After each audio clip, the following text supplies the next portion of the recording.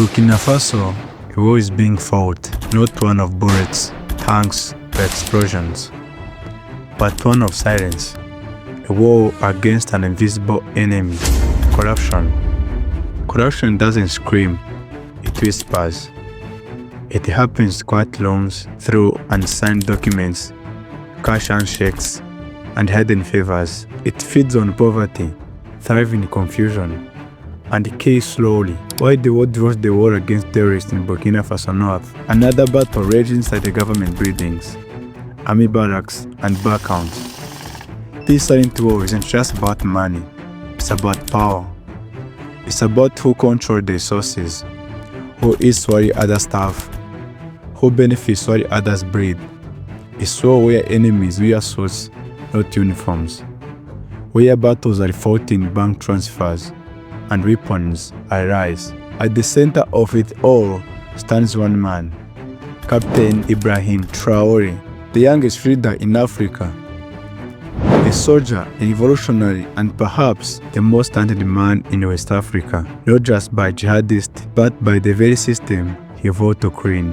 In 2022, he overthrew a president. In 2023, he survived attempted coups, but by 2024, he was fighting a different war. He won against a betrayal from within. And unlike the war on terror, this one comes with no medals, no parades, and no clear victories. Just decision, a dangerous one. Captain Traoré didn't come to power promising democracy. He came to restore dignity.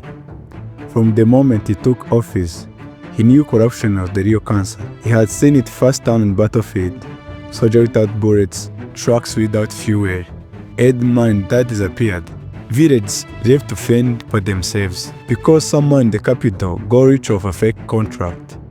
He began a quiet purge, no gun declaration, just calculated moves.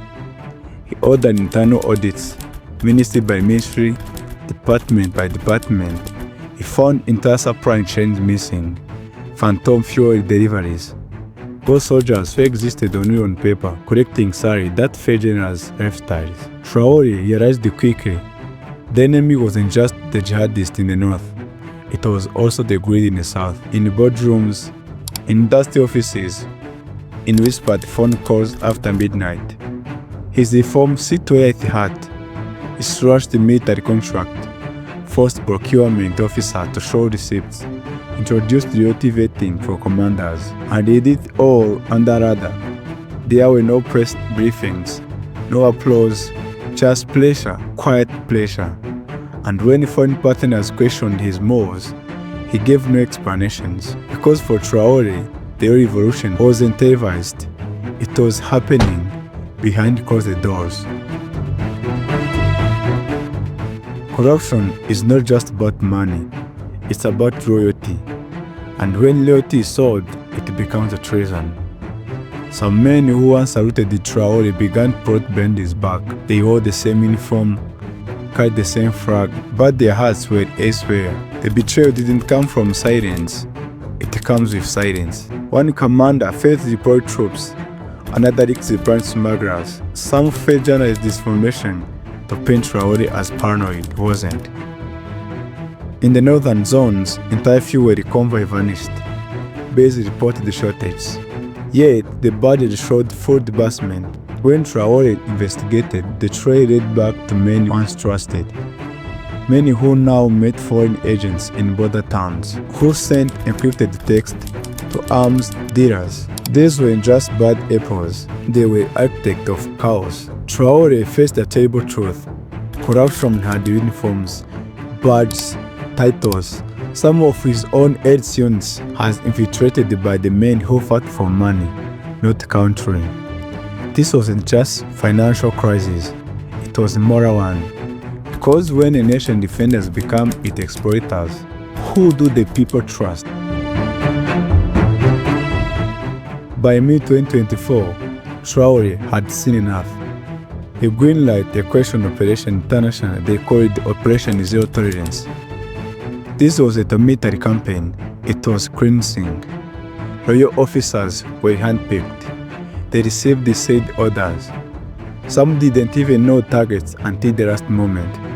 At night, high-ranking officials were escorted from their homes. No warnings, no negotiations.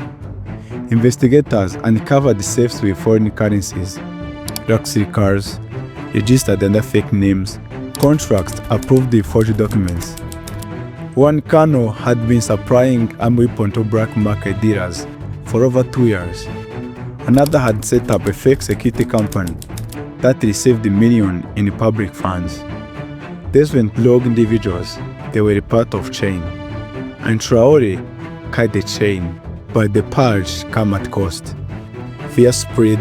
Some said he was becoming authoritarian. Others warned of a backlash. International observers raised eyebrows. But the people, they watched it closely. For the first time, powerful men were falling, and Traoré didn't blink. He said in one meeting, "You cannot fight terrorists while feeding traitors." He wasn't looking for praise, he was looking for royalty. The war on corruption is not over. There are still those in power who wear clean suits but behind dirty hands. There are whispers of new plots, new alliances forming in exiles. Traoré remains a marked man, not just by militants, but by those who fear a future where it can't be bought. A future where integrity is dangerous. In markets across Ouagadougou, people whisper about arrest. In army camps, officers are more careful with words. And across borders, all the regimes watch with uneasy eyes. Because if Traoré succeeds, it means change is possible. Not just in Burkina Faso, but in Africa. He has become a symbol of what could be, of what happens when a leader doesn't flinch. But symbols are easy to destroy. All it takes is one betrayal, one bullet, one false step. Still, Traoré moves forward with small circle, with guarded trust, with quiet courage. This is not happy ending. It is a moment in time, a story still unfolding, and history is watching.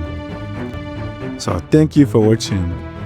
If you have seen this video powerful, so please click on the like. Cheers.